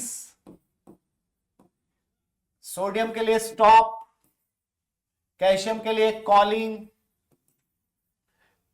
magnesium के लिए मी, एल्यूमिनियम के लिए ए, जिंक के लिए ज़ेब्रा। बड़ा आसान है। Please stop calling me a zebra. I like H, I like him और हर, लड़की कह देते हैं ना हर, हर, हर। आई लाइक हिम और हर, हिम और हमारा एच के लिए आया है। Calling, silver, silver, giraffe. बहुत ही आसान है। Please stop calling me a zebra. I like him और हर, कॉल, सिल्वर, जिराफ। तो ये आपके लिए याद करना बहुत आसान होगा। ये आपकी दो जगह काम आनी है, इसीलिए आपको इसको ध्यान से समझना जरूरी है। अगर कोई मेटल ऊपर है और दूसरी मेटल नीचे है तो वो मेटल उसे डिस्प्लेस कर सकती है, और अगर नहीं है तो वो नहीं कर सकती, और अगर डिस्प्लेस कर रही है तो उससे ज्यादा रिएक्टिव होगी। इसके ऊपर बेस्ड क्वेश्चन ऑलमोस्ट हर दूसरे तीसरे साल आता है, और इस साल इसके ऊपर बेस्ड क्वेश्चन आने के चांसेस बहुत ज्यादा है, जिसमें कि आपको एक मेटल का कंपाउंड दिया होगा और दूसरी मेटल उसे डिस्प्लेस कर रही होगी या उसे नहीं कर रही होगी, या एक आपको चार्ट बना होगा जहां पर कि आपको मेटल्स के डिस्प्लेसमेंट दिए होंगे। ऐसा क्वेश्चन जब मैं आपको कराऊंगा तब मैं आपको रिएक्टिविटी सीरीज से एग्जांपल कराऊंगा कि कैसे आपको रिएक्टिविटी सीरीज का वहां यूज करना है। ये हम करेंगे जब हम अपने मोस्ट इंपॉर्टेंट क्वेश्चंस वाली क्लास करेंगे। उस क्लास को बिल्कुल भी मिस मत कीजिएगा। वैसे तो हमारी कोई भी क्लास मिस करने का नहीं है, क्योंकि मैं जितने भी चीजें आपको करा रहा हूं वो एक यूनिक तरीके से करा रहा हूं, अलग तरीके से कराने की कोशिश कर रहा हूं, ताकि आप मैक्सिमम रिवीजन कर सकें और इस रॉकेट रिवीजन का पूरा पूरा 100% फायदा उठा सके। चैलेंज है, अगर मेरे साथ हो तो आप 101% फिजिक्स केमिस्ट्री बायो में कहीं भी मात नहीं खाओगे, और आपका जो पेपर आने वाला है साइंस का, उसमें आप बहुत अच्छी परफॉर्मेंस करके दिखाओगे। Going towards our next diagram. ये हमारा डायग्राम है जहां पर कि हम हम यहां पर हीटिंग है 60 सैंपल और हम यहां पर 60 सैंपल को गर्म कर रहे हैं। ये तो बहुत आसान है, वही जब हम 60 को यहां गर्म करेंगे, स्पुटला मतलब होता है कि हम कोई एक चम्मच जैसी चीज होती है जिसके ऊपर रख के हम 60 को गर्म करते हैं। अगर इस 60 में वाटर ऑफ क्रिस्टलाइजेशन होगा तो उड़ जाएगा और उसका कलर चेंज हो जाएगा। ये हम ऑलरेडी कर चुके हैं पीछे। उसके बाद है हीटिंग का 60 सैंपल और स्पुटला, और उसके बाद है हमारा ये एक इंपॉर्टेंट है, testing the conductivity of the salt solution. किसी साल्ट सॉल्यूशन की कंडक्टिविटी को कैसे टेस्ट करेंगे, वही सेम है। हम बैटरी के साथ एक बल्ब, एक हम की यानी कि अपना बटन और रखेंगे, 2 रॉड्स उसमें लगा देंगे। ये दोनों रॉड्स हमारी ग्रेफाइट की रॉड्स होंगी, और यहां पर हम testing the conductivity of salt solution, यहां हम साल्ट सॉल्यूशन को डाल देंगे। साल्ट सॉल्यूशन क्या, साल्ट को पानी में घोल लेंगे, जैसे सोडियम क्लोराइड को हम पानी के अंदर घोल देंगे। जब उसको पानी के अंदर घोलेंगे और हम इसमें से इलेक्ट्रिसिटी पास थ्रू करेंगे, इसको ऑन करेंगे तो इलेक्ट्रिसिटी पास थ्रू होना शुरू हो जाएगी, क्योंकि यहां पर इसके साल्ट सॉल्यूशन के हमारे क्या बन जाएंगे, आयंस बन जाएंगे। तो इसके अंदर जो रिएक्शन होगा, यहां पर साल्ट सॉल्यूशन में 2 चीजें होंगी। एक जैसे हमारे पास है NaCl, इसके बन जाएंगे Na+ और Cl- के आयंस, और ऐसे आपका H2O जो है, H2O के बन जाएंगे H+ एंड OH- हाइड्रोक्साइड के आयंस बन जाएंगे। ये वाले जो पॉजिटिव आयंस हैं, पॉजिटिव वाले कहां जाएंगे आपके, जब भी कभी ये दोनों मिक्स, ये आपका साल्ट सॉल्यूशन है, साल्ट भी है और वाटर भी है, साल्ट भी है और वाटर भी है, इसके भी आयंस ब्रेक होंगे, इसके भी आयंस ब्रेक होंगे। और पॉजिटिव वाला कहां जाएगा, आपको ऑलरेडी पिछले रिएक्शंस में बहुत बार बता दिया मैंने कि पॉजिटिव वाला कहां जाएगा, आपका कैथोड की तरफ, नेगेटिव टर्मिनल की तरफ जाएगा। और ये वाला आपका किस तरफ जाएगा, ये आपका जाएगा एनोड की तरफ, एनोड यानी कि आपके पॉजिटिव टर्मिनल की तरफ जाएगा। तो वहां पर क्लोरीन गैस बन जाएगी आपकी और वो निकल जाएगी। इस तरह से आपका ये साल्ट सॉल्यूशन जो है इलेक्ट्रिसिटी कंडक्ट करेगा। नेक्स्ट डायग्राम, ये हमारा इंपॉर्टेंट डायग्राम है। इस डायग्राम को, ये हमारा है electrolytic refining of copper, same उसी के ऊपर बेस्ड है, इलेक्ट्रोलाइटिक रिफाइनिंग ऑफ कॉपर। साथ साथ एनसीईआरटी के पेजेस पलटते रहिए, उसके साथ साथ देखते रहिए। यहां पर हमने कॉपर सल्फेट का सॉल्यूशन लिया है, और कॉपर सल्फेट के सॉल्यूशन को भी हमने एसिडिफाइड किया है। पेपर में बहुत बार पूछा जाने वाला क्वेश्चन कि एसिडिफाइड क्यों किया जाता है, एसिड क्यों मिलाते हैं सॉल्यूशन के अंदर। सॉल्यूशन का मतलब यह है कि कॉपर सल्फेट को आपने पानी में मिक्स कर दिया है और उसमें एसिड क्यों डाला है, to increase the electrical conductivity of the solution. इस सॉल्यूशन में से आपको इलेक्ट्रिसिटी पास थ्रू करनी है, इलेक्ट्रिकल कंडक्टिविटी जो है वो उसकी पूरी तरह से नहीं हो पाएगी, चल नहीं पाएगी। इसलिए इलेक्ट्रिकल कंडक्टिविटी बढ़ाने के लिए, ताकि इसमें से इजीली इलेक्ट्रिसिटी पास थ्रू हो सके, इसको एसिडिफाइड किया जाता है। एसिडिफाइड मींस H+ इसमें होगा ही होगा। और यहां पर हम देखते हैं कैथोड के ऊपर हम कॉपर, एक रॉड कॉपर किया, और यहां भी हमारे पास एनोड पे भी कॉपर है, दोनों पे कॉपर होगा। अब इसमें बहुत जो समझने की चीज है, यहां पर एनोड जो है इज इम्प्योर कॉपर, एनोड में हमारे पास इम्प्योर कॉपर है, यहां पर हमारे पास है इम्प्योर कॉपर, इम्प्योर कॉपर।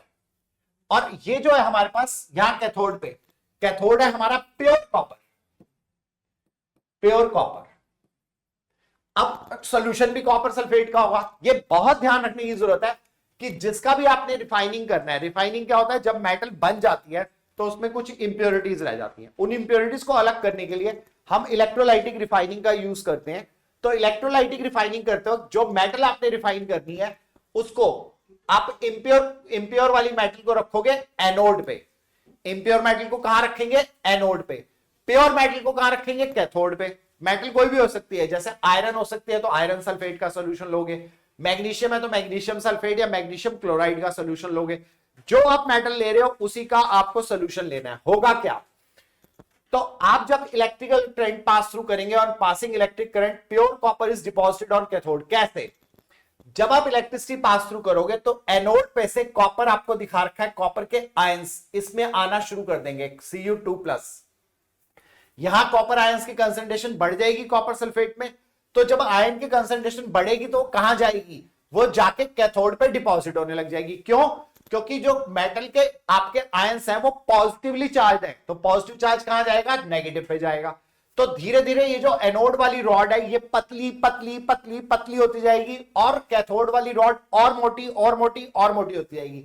इसीलिए इनिशियली कैथोड की रॉड को पतला रखते हैं, थिन, और इसको थिक लेते हैं। तो यहां से हमारा कॉपर इस पे डिपॉजिट हो जाता है बाय दिस रिएक्शन। तो यहां से पहले कॉपर इंप्योर में से copper ions copper sulphate solution में आते हैं, कॉपर सल्फेट में से वो आयंस कैथोड के ऊपर जाके डिपॉजिट होते हैं। तो इस तरह से हमारा जो प्योर कॉपर है उसकी एक रॉड हमारे पास यहां प्रिपेयर हो जाती है। और यहां पर हमें फायदा क्या होता है, इस पे हम जब इलेक्ट्रिकल पास थ्रू करते हैं तो प्योर कॉपर तो यहां डिपॉजिट हुआ, लेकिन साथ ही साथ हमें यहां इंप्योरिटीज मिल जाती हैं जिसे हम कहते हैं एनोड मड। और एनोड मड में कभी कभी हमें गोल्ड भी मिल जाता है। ये एक बड़ी इंपॉर्टेंट चीज है कि एनोड मड में कभी कभी हमें गोल्ड भी मिल जाता है। इसीलिए हम कॉपर को प्योर करने के लिए इतना महंगा मेथड यूज करते हैं, क्योंकि हमें इंप्योरिटीज की फॉर्म में, एनोड मड की फॉर्म में यहां पर हमें कुछ वैल्यूएबल मेटल जैसे कि हमें यहां पर गोल्ड भी मिल जाता है, क्योंकि कॉपर और गोल्ड अक्सर कई बार मिक्स रहते हैं। इंप्योरिटी की फॉर्म में होता गोल्ड बहुत कम है, इंप्योरिटी कितनी होगी, तो हमें लेकिन वो मिल जाता है। तो इसलिए हम इसका इतना मेथड यूज करते हैं। ये हमारे केमिस्ट्री के जो डायग्राम्स हैं उनके डायग्राम्स में हम चल रहे हैं आगे। हमारा नेक्स्ट डायग्राम है, ये है हमारा corrosion of investigating the conditions under which iron rust. Iron rusting मैंने आपको पहले भी बताया था, शुरू में ही बता दिया था कि जो कोरोजन होता है किसी भी मेटल का, सभी मेटल्स के कोरोजन को कोरोजन बोलते हैं, लेकिन आयरन के कोरोजन को रस्टिंग बोलते हैं। क्यों? क्योंकि आयरन उसमें धीरे धीरे डिस्ट्रॉय हो जाता है। इसमें हम प्रूव करना आते हैं कि बोथ एयर एंड वाटर दोनों ही प्रेजेंट होने चाहिए, तभी ये होगा, वरना नहीं होगा। तो एक केस में एक ट्यूब में हमने एयर रखी है, नीचे वाटर है, लेकिन एयर और वाटर के बीच में हमने लेयर ऑफ ऑयल रख दी है। क्यों रख दिया? ये प्रिवेंट करती है डिसॉल्विंग इन द वाटर, तो एयर पानी के अंदर नहीं जाएगी। तो यहां जो आयरन नेल रखे हुए हैं इनको क्या मिल रहा है? सिर्फ वाटर मिल रहा है, एयर नहीं मिल रही। इस टेस्ट ट्यूब के अंदर हमने ड्राई एयर रखी है। ड्राई एयर कैसे करेंगे? एयर में तो थोड़ी बहुत ह्यूमिडिटी या मॉइस्चर होता है, तो उसको लेने के लिए, उसको हटाने के लिए हम एनहाइड्रस कैल्शियम क्लोराइड यूज करेंगे। एनहाइड्रस, सूखा हुआ एनहाइड्रस कैल्शियम क्लोराइड, जिसको बोलते हैं ड्राइंग एजेंट। नाम याद रखना कि ड्राइंग एजेंट 1 मार्क में आ सकता है कि कौन सा ड्राइंग एजेंट है। तो ड्राइंग एजेंट होता है एनहाइड्रस कैल्शियम क्लोराइड, CaCl2। ये हमारा होता है कैल्शियम क्लोराइड के क्रिस्टल्स यहां डाल देते हैं। जितना भी वाटर यहां होगा ह्यूमिडिटी या मॉइस्चर की फॉर्म में, वो सारा इनमें क्रिस्टल्स में चला जाएगा और वो क्या बन जाएगा? वाटर ऑफ क्रिस्टलाइजेशन बन जाएगा। तो ये एयर ड्राई है, यानी इन नेल्स को सिर्फ एयर मिल रही है। यहां हमने दोनों चीजें दे दी, वाटर भी मिल रहा है और एयर भी मिल रही है। तो हम देखते हैं जहां सिर्फ वाटर मिल रहा है वहां भी रस्टिंग नहीं होता, जहां सिर्फ एयर मिल रही है ड्राई एयर, वहां भी रस्टिंग नहीं होता, लेकिन जहां वाटर एयर मिल रहा है वहां पर हम देखते हैं कि क्या हो जाता है? रस्टिंग हो जाता है। इट प्रूव्स कि रस्टिंग के लिए वाटर और एयर दोनों का होना कंपल्सरी है। 2 मार्क्स क्वेश्चन आता है ये, अगर डिटेल करनी आएगी इसकी तो। Next is, this is last question of the class. ये हमारा लास्ट डायग्राम है केमिस्ट्री की क्लास का हमारा, और इसमें हम कर रहे हैं, ये है फॉर्मेशन ऑफ मीजल्स। ये मीजल्स की फॉर्मेशन है। इस मीजल की फॉर्मेशन में आपको याद रखना है कि ये जो बन रहा है आपका, ये जो स्ट्रक्चर बन रहा है, ये पूरा मीजल का स्ट्रक्चर है। मीजल का स्ट्रक्चर जो होता है, अगर कभी आपने गर्मियों के दिनों में वो जो बुड्ढा बाबा सा उड़ रहा होता है ना, एक सीड होता है बीच में, उसके ऐसे ऐसे ऐसे ऐसे ऐसे पंख निकले होते हैं और वो उड़ रहा होता है, मीजल वैसा होता है। उसके सेंटर में एक कुछ होता है और उसके चारों तरफ इस तरह से ये निकले होते हैं। ये जो हमारे पास दिया हुआ है, ये क्या है? हमारे पास एक लॉन्ग टेल है इस तरह की, और उसके यहां पर एक हेड है। ये टेल और ये हेड, और जो टेल है ये क्या है? Long hydrocarbon tail, long hydrocarbon tail है। और ये क्या हेड हमारा? ये सोडियम है, सोडियम Na+। और लॉन्ग हाइड्रोकार्बन चेन, ये कार्बोजाइलिक चेन है, कार्बोजाइलिक चेन। कार्बोजाइलिक का मतलब क्या है? कि इसमें एंड में COOH होगा यहां पर, COONA, H हट के उस यहां पे Na आ जाएगा।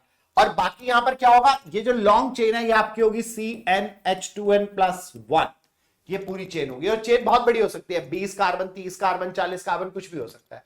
तो ये जो स्ट्रक्चर बनता है, इस स्ट्रक्चर का नाम आपकी बुक में नहीं लिखा हुआ, इसे बोलते हैं टैडपोल स्ट्रक्चर, क्योंकि ये टैडपोल की तरह बिहेव करता है, टैडपोल स्ट्रक्चर। अब इसमें से जो हेड वाला पार्ट है और जो आपका टेल वाला पार्ट है, टेल वाला पार्ट जो है वो वाटर की तरफ अट्रैक्ट नहीं होता। ये क्या होता है, हाइड्रोफोबिक, हाइड्रोफोबिक, पानी से डरता है। और ये क्या होता है, हाइड्रोफिलिक, वाटर की तरफ अट्रैक्ट होता है, हाइड्रोफिलिक, हाइड्रोफिलिक। ये वाला पार्ट होता है हमारा हाइड्रोफिलिक,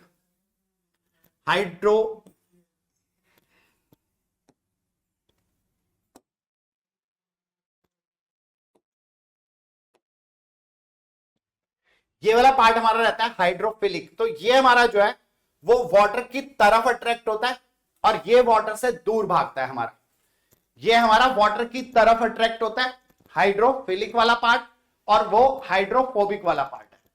तो ये जो हाइड्रोफिलिक और हाइड्रोफोबिक वाला पार्ट है, क्योंकि टेल को वाटर से दूर भागना है, तो वाटर क्या, ये क्या करती है, टेल जाकर के उस डर्ट पार्टिकल के ऊपर या ऑयल ड्रॉपलेट के ऊपर जाके चिपक जाती है। टेल जो है, जितनी भी टेल्स है, जितने भी वहां टैडपोल बने हुए हैं, इतने सारे मॉलिक्यूल्स होते हैं, हमको वाटर में डिसॉल्व करते हैं। तो उन मॉलिक्यूल्स का ये जो आपका टेल वाला पार्ट है, जो कि हाइड्रोफोबिक वाला पार्ट है, वो आकर के इस वाटर ड्रॉपलेट पे चिपक जाता है, क्योंकि उसको वाटर से दूर भागना है। और ये सारा जो पार्ट है, ये बाहर अपना वाटर की तरफ अट्रैक्ट होता है, हेड। और जब वाटर की तरफ अट्रैक्ट होता है, इसलिए क्या होता है कि ये सबके सब बाहर की तरफ आ जाते हैं। तो इस तरह से जो हमारा स्ट्रक्चर बनता है वो कैसा बन जाता है, सेंटर में एक टेल इधर, एक टेल इधर, एक टेल इधर, एक टेल इधर, एक टेल इधर, पूरा का पूरा एक बंडल सा बन जाता है। और जैसे हम कपड़े को पानी में से यूं करके निकालते हैं, तो क्या होता है, पानी उसमें से नीचे गिरता है। पानी अपने साथ क्या है, इनको जो पानी की तरफ अट्रैक्ट होने वाले हेड है, हाइड्रोफिलिक वाले पार्ट, वो उसके साथ अट्रैक्ट होकर जाते हैं। हेड जाएगा तो अपनी टेल ले जाएगा, और टेल्स जाएंगी तो उसके साथ क्या होगा, ये डर्ट का पार्टिकल या ऑयल ड्रॉपलेट भी इनके साथ ही चली जाएगी। तो इस तरह से हमारा कपड़ा साफ हो जाएगा। इसे कहते हैं क्लींजिंग एक्शन ऑफ, इसे कहते हैं cleansing action of measles, cleansing action of measles, इसे कहते हैं क्लींजिंग एक्शन ऑफ मीजल्स। ये हमारा पानी के अंदर सोप कैसे वर्क करता है, ये उसे समझाता है। तो ये हमारा हो गया, ये this was the last diagram of our chemistry class. अगर आपने इन डायग्राम्स को ढंग से अटेंड किया है, तो आई कैन चैलेंज यू कि आप अप्रोक्सीमेट 40 to 50% केमिस्ट्री का सिलेबस खत्म कर चुके हैं। अब हम जब नेक्स्ट क्लास में करेंगे, हम पहले करेंगे फिजिक्स के डायग्राम्स, फिर हम करेंगे बायो के डायग्राम्स। अगर इस रॉकेट रिवीजन में आप मेरे साथ हो, आपको कुछ और करने की जरूरत नहीं है, साथ में एनसीईआरटी जरूर खोल के बैठना। और हम जो अपनी लाइव क्लास लेंगे वो लेंगे हम क्वेश्चन आंसर्स के लिए, जिसमें हम सारे के सारे फिजिक्स, केमिस्ट्री और बायो को कंपाइल करके एक साथ इंपॉर्टेंट क्वेश्चंस को करेंगे। Thank you very much, have a nice time to you, जय हिंद। लेंगे हम क्वेश्चन आंसर्स के लिए, जिसमें हम सारे के सारे फिजिक्स, केमिस्ट्री और बायो को कंपाइल करके एक साथ इंपॉर्टेंट क्वेश्चंस को करेंगे। Thank you very much, have a nice time to you, जय हिंद।